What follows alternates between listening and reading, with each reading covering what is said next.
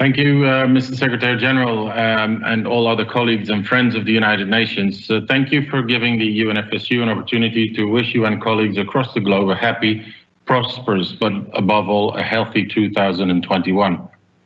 We've left 2020 behind us, a year filled with extraordinarily sad stories of suffering and loss, but also a year of incredible solidarity and collaboration between United Nations organizations at every level, showcasing how we truly work together we can overcome any obstacle.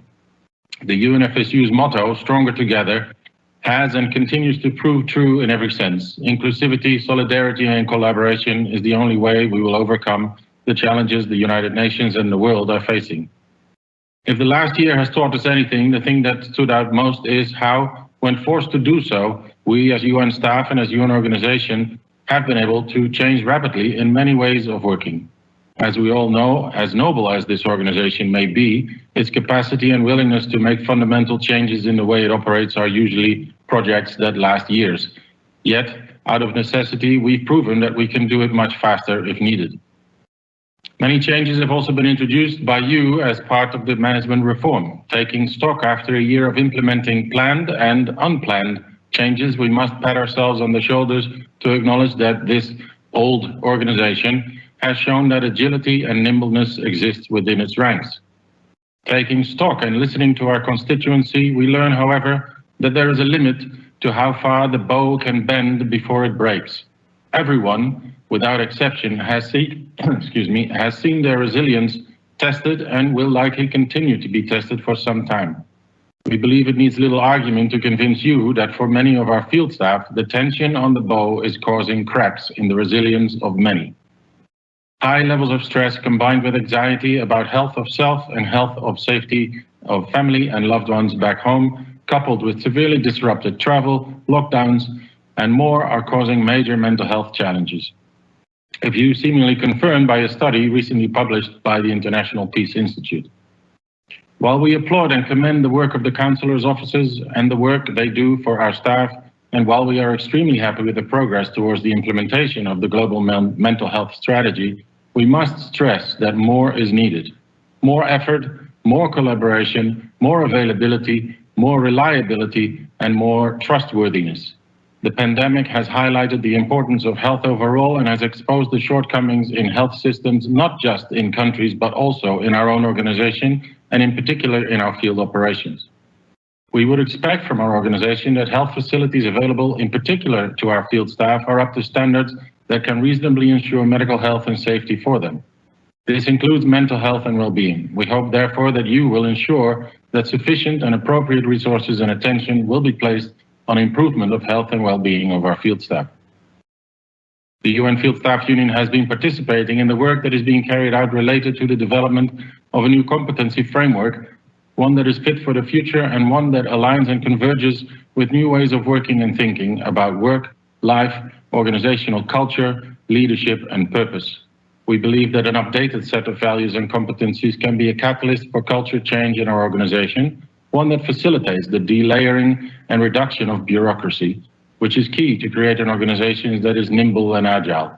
We believe that organizational changes, not contractual changes, will achieve the stated goals for the creation of this nimble and agile organization.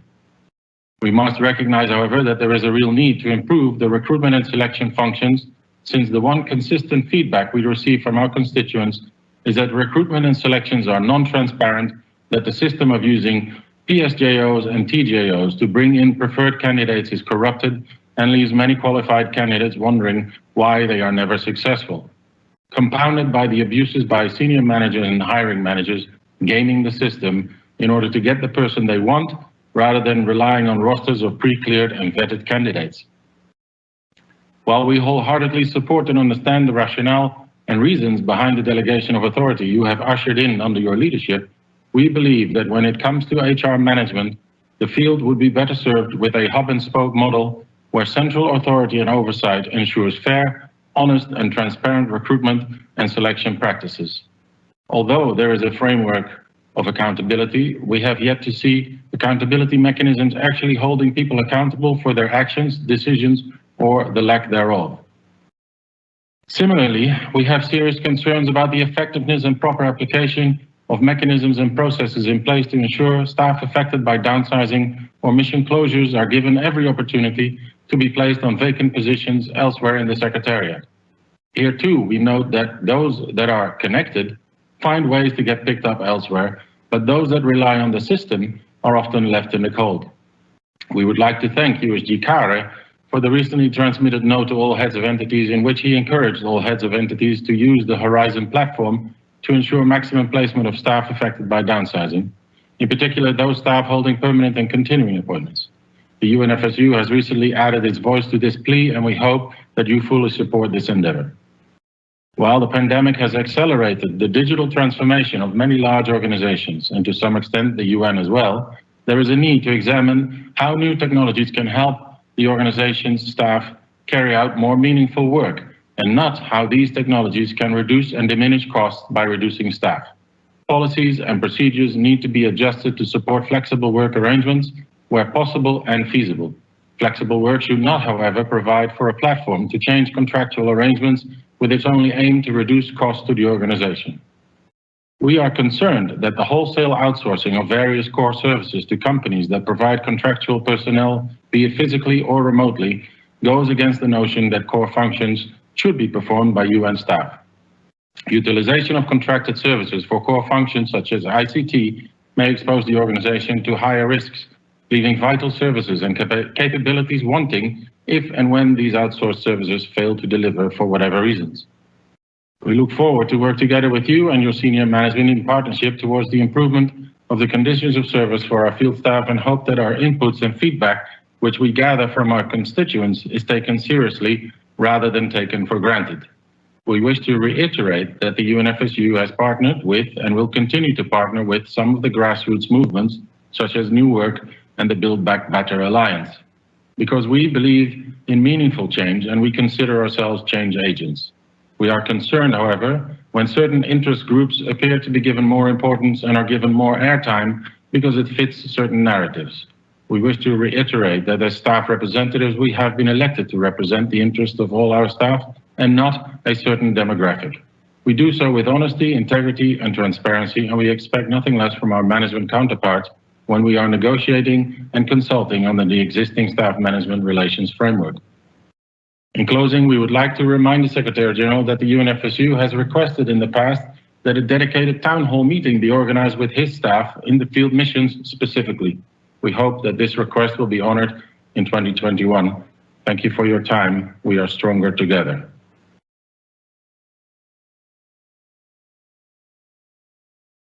And a very useful set of comments and proposals. First of all, the question of mental health is for me a priority, and I am the first to recognize that our instruments and capacities are limited.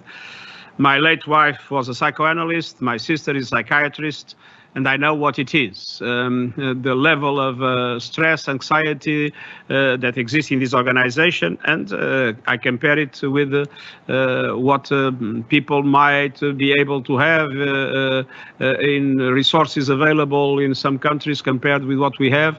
It is obviously, we have a huge gap. Obviously, we need the peer mechanisms to complement our own mechanisms, but I'm fully in favor of increasing our capacity, our dedicated capacity in relation to into well-being and mental health. And this is, I mean, my belief is that the disease that causes more suffering in the world is not disease, or the factor is depression, more than any physical disease. And obviously, in the situations where we are, it is obvious that the situation of depression will multiply, and we need to make sure that we have the mechanisms to support. Recruitment and selection is a concern. I have to tell you that the centralized system we had, if we look at the results it produced, it's a massive domination of Western European and others group in the staff of the UN. So that is the result of decades of centralized system. A total privilege of the global north in relation to the global south. So let's also not make illusions about what the centralized system means. The centralized system meant until now, and when we are discussing racism, this is very important, the centralized system meant for decades in the organization a total dominance of Western European and other in the recruitment and selection of staff for the UN. And so, I mean, I believe decentralization will be an important factor also to increase diversity. I believe that, but of course, I recognize that we need to have mechanisms of control and mechanisms of monitoring. And I know that recruitment and selection is another area that is now under discussion for review. Catherine, I'm correct. Yes. And so whatever suggestions you might make to make sure that we have recruitment and selection that is based on transparency and objective criteria will be very much accepted. And now, the question of flexibility, outsourcing versus core functions, I think we need to find here an equilibrium. I have to tell you that if you compare the UN with other organizations in the world, in other areas, we are probably one of the organizations that outsources less. I do believe that there is one central question that I have is the protection of our staff. And in relation to the protection of our staff, we done, I don't know how many reforms, in-depth reforms, and we didn't do these reforms to cut jobs. We didn't do these reforms to get rid of people. I mean, everybody wanted us to cut jobs, and we didn't do it. We didn't get rid of people.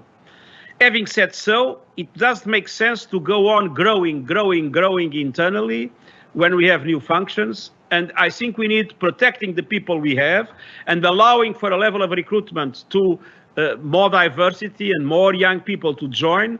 We also need to preserve the flexibility of acting in the way markets today function and the different activities today function. So, I mean, I think there is something that needs to be seen. I agree that some core functions need to be performed by us. I don't know if all IT are core functions, probably not. I mean, protection in relation to human rights, I do believe needs to be done by our staff, but many technical aspects can be outsourced. The problem is, how do we outsource and verify at the same time that they comply with our rules and they comply with our norms and with all the quality that we need? So I think we need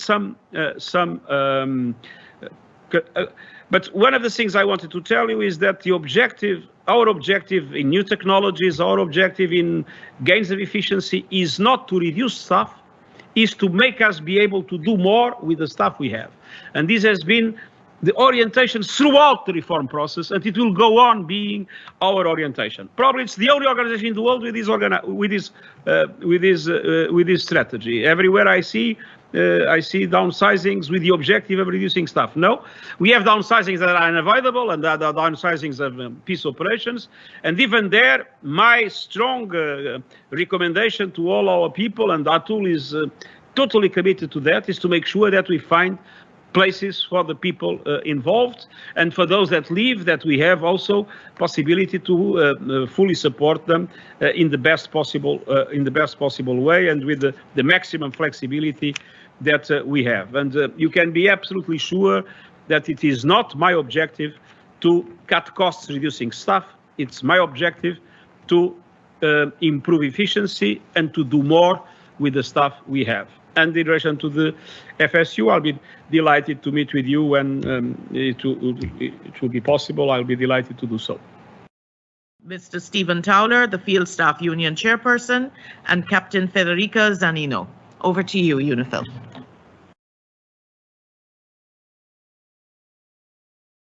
Good morning, sir. On behalf of the Head of Mission and Force Commander Major General Dal Col and all the staff of UNIFIL, we would like to wish you and all colleagues around the world a belated happy and healthy New Year. We also join the Secretary General in offering our condolences to the families of those staff and dependents who sadly have lost their lives during the current pandemic.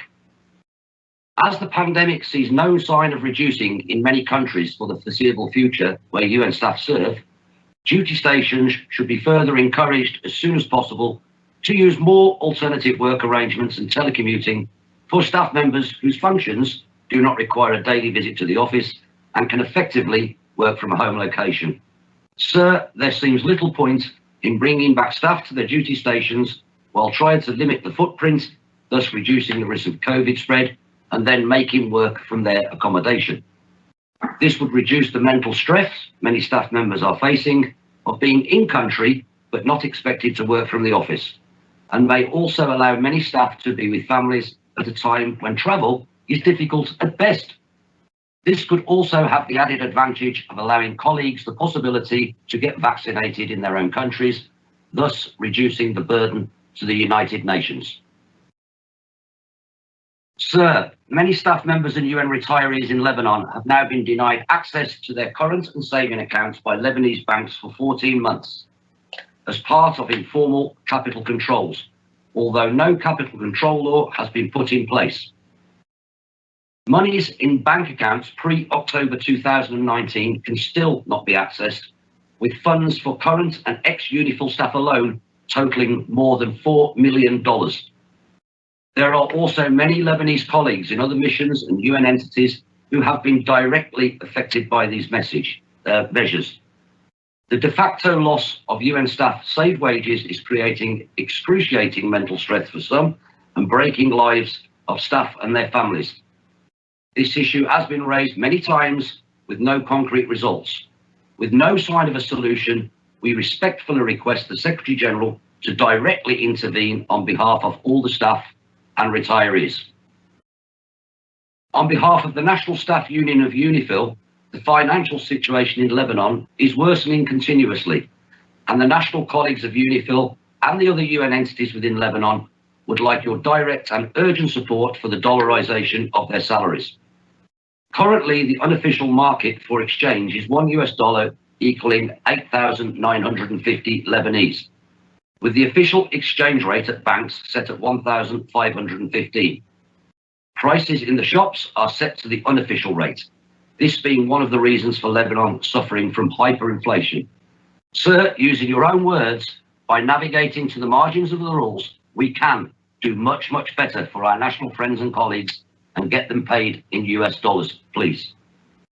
Our fifth question was an update for the need for a mobility system, and we fully support the colleagues' questions from UNAMA and accept your answers. Continuing contracts was again another area we were going to raise. There is a delay, and we're only looking at 2015 at this stage from USG Pollard's last comments. This does have an effect when missions are downsizing, closing, or outsourcing on employment and indemnities. Dear Secretary General and colleagues, today is my pleasure to address this town hall on behalf of UNAMA Field Staff Union. I will focus my intervention on two important concerns for the International Secretariat staff in Afghanistan. First, the establishment of a mobility scheme across the UN Secretariat, and second, the harmonization of UNAMA Secretariat Aranat destination and entitlements in comparison with the destination and entitlements of personnel employed by other UN entities in Afghanistan. Mr. Secretary General, in its policy documents, the Secretariat has underscored that the paramount consideration in the transfer of staff shall be the necessity of securing the highest standards of efficiency, competence, and integrity. In this context, all international recruited staff members shall be required to move periodically to discharge new functions within or across each station under conditions established by you. However, in fairness, the Secretariat has failed to establish a mobility scheme to make this a reality, and staff members, namely those in the field, have been left to their own devices. Back in 2006, the UN Joint Inspection Unit in Geneva stated that mobility of staff is a key element for the Secretariat to develop its activities properly and to adapt its wide range of programs and activities to a constantly changing global environment. It's also a critical factor for staff, since it has a major influence on their professional and private lives. Mobility is a multidimensional issue, and any mobility policy, if it has to be viable, must take this fundamental principle into account by matching coherently the organizational requirements with those of staff. Bearing in mind these ideas, in December 2019, the UN Field Staff Union Council shared with you a resolution on the establishment of a fair, transparent, and equitable across the UN Secretariat mobility scheme. Hence, UNAMA Field Staff Union, echoing such plea, requests you to establish a scheme across the UN Secretariat that mirrors others currently in place in other UN entities like UNDSS or UNHCR. A global mobility system without differences between staff working in 8 duty stations and the rest of the Secretariat. A mobility system made to build up a really global workforce. Mr. Secretary General, in December 2010, the General Assembly adopted Resolution 65-248 that adopted the 2010 recommendations of the International Civil Service Commission on the harmonization of the conditions of service of staff of the organizations of the UN Common System serving in non-family duty stations. The General Assembly determined that the R&R framework should be regulated by the International Civil Service Commission and requested you to ensure the cooperation of all organizations with immediate implementation by the ICRC recommendations. In its 2011 deliberations, the International Commission discussed the criteria to govern the frequency of R&R travel and promulgated revised criteria effective 1st January 2012. However, to date in Afghanistan, the only aspect of the R&R framework that is harmonized is a 6-week cycle. This has resulted in major disparity in R&R entitlements for UN Secretariat personnel, who perceive this to be grossly unfair in comparison to what their counterparts working for other UN entities receive in Afghanistan. This is in sheer contradiction with the One UN spirit and in violations of UN General Assembly demands. Moreover, the current R&R entitlement on a 6-week cycle, in comparison to other duty stations which are perceived to have a better standard of living compared to UNAMA and less dangerously, is having a highly demotivating effect on UNAMA staff. The COVID pandemic has exacerbated all those problems. To address them, UNAMA Field Staff Union asked the Secretary General to take action as follows. First, to fully implement the General Assembly Resolution 65-248 without discrimination across the UN system, so that the UN Secretariat staff benefits of conditions of service similar to the ones enjoyed by staff in other entities in the UN. Second, we ask you to ask the UN Human Resources Network Standing Committee on Field Duty Stations to amend its memo of 2019-2018 to harmonize the R&R destination in Afghanistan and have STIC 218/20 likewise amended. Concomitantly, ST/AI 218/10 that confirms the Secretariat R&R framework currently in place should also be amended. Thank you for providing UNAMA staff with this opportunity to voice our concerns. Field staff hope this town hall will not be a one-time opportunity, but the beginning of a new healthy trend within the organization. Thank you. Thank you very much for your suggestions and comments. First of all, in relation to mobility, I have to say that I came from UNHCR. In UNHCR, mobility is the way we work, and the same applies to several other UN agencies. And that is deeply embedded in the culture of the organization. When I came to the Secretariat, I thought that it would be easy to move in the same direction, but it is not. There are many colleagues that have exactly the opinion that you expressed, that we should have here in the Secretariat the same mobility as UNHCR. And there is a vast number of colleagues that completely reject that idea, saying that they have entered for the UN with a certain number of conditions, they have a certain number of rights, and the mobility, like in UNHCR, would undermine their rights and their perspectives. And so this has been a very difficult discussion, and a very difficult discussion also, not only in relation to the staff members, but in relation to the different organizations of the UN and the way they are managed and the culture that was established. And the truth is that we have been struggling to find a possible mobility scheme to move forward. There was a first one that was approved, and when I arrived very soon, and starting by the staff organizations, there was the opinion that that system was so heavy, so complicated, and so ineffective that we had to suspend it, and that we did. Now we will be presenting a new mobility scheme to the General Assembly. There was a large discussion within the organization. We'll be presenting the new mobility scheme. It is not perfect. It's not like UNHCR, but it is, in any case, an important step forward, and I hope that it will give better perspectives, especially to the people that are sometimes for years and years and years in very bad duty stations, and have seen no way to overcome that limitation. So my orientations have always been to have as much mobility as possible. I'm a great supporter of mobility. I recognize the difficulties, the obstacles, and I hope that the new framework that is being put in place, or will be put in place in this year, will improve the situation, but it's not a perfect one, I have to recognize.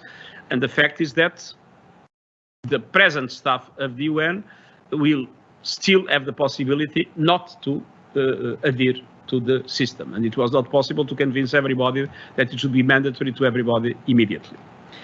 Now, all the other questions that you mentioned in relation to rest and recuperation, we will look into them seriously. I would like to ask if I was not aware that there was this difference of status between different organizations in Afghanistan, but maybe Catherine or Atul can say something about it. Thank you, Secretary General. Just very briefly on this. This has been a long-standing issue, Secretary General, as our colleague says, going back to when the framework was approved in 2010, and the difference mainly is that the General Assembly decided that we should not have the lump sum element. And in practice, how it's implemented is that staff in the UNAMA, being UN staff, go on R&R, taking the UN flights, and staff who work in the UN country team, that they get a lump sum. They don't take the UN flights, they take commercial flights. Now, this is an issue that has been on discussion for some time. It is going to be taken up by the field group, which is the organizations, the field-based organizations, the funds and programs in the UN Secretariat.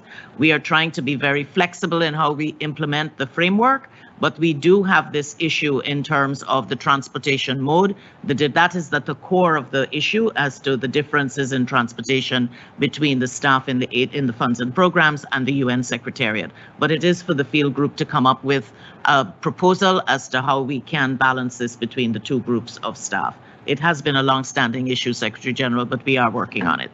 Thank you. Thank you, Madam Moderator, Mr. Secretary General. Thank you for the opportunity from MINUSMA. In an effort to be as quickly as possible, we would like to bring the issue of the empowerment of women, which is of utmost importance to the functioning of all United Nations missions.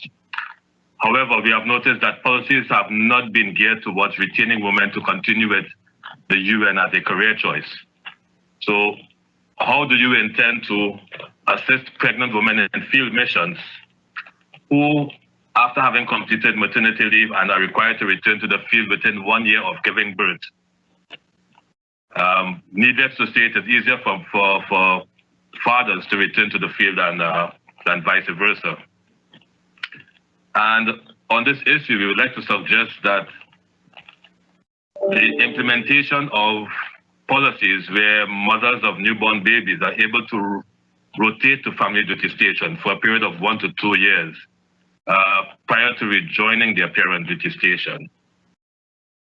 And Mr. Secretary General, we'd also like you to consider an assessment geared towards having families of staff members, for those who request, relocated to countries close to their current non-family duty stations in order to reduce the high divorce rate in the UN system, in addition to reducing the mental stress of staff members, which will ultimately enhance their productivity. Returning to the issue of hiring, which was discussed by many of the colleagues previously, We would like to know what policies are currently in place to establish an oversight committee at mission level who will be tasked to review all international recruitment processes to ensure that hiring managers have demonstrated integrity, professionalism, and respect for diversity during the hiring process. And finally, on COVID, we know it will be with us for a fairly long time. In that sense, what possibilities are there to have a policy developed with the intention to have an independent COVID-19 task force who can oversee field missions, implemented programs, and review the possible reasons for the current rise in cases. Also review the staffing guidelines such as the return to work policies and the mission footprint, and who will have the ability to give further guidance with a plan for implementation to mission management on the observed trends to ensure that best practices are in place as well as the safety of all staff. Thank you, and that will be it from my side. Over to you.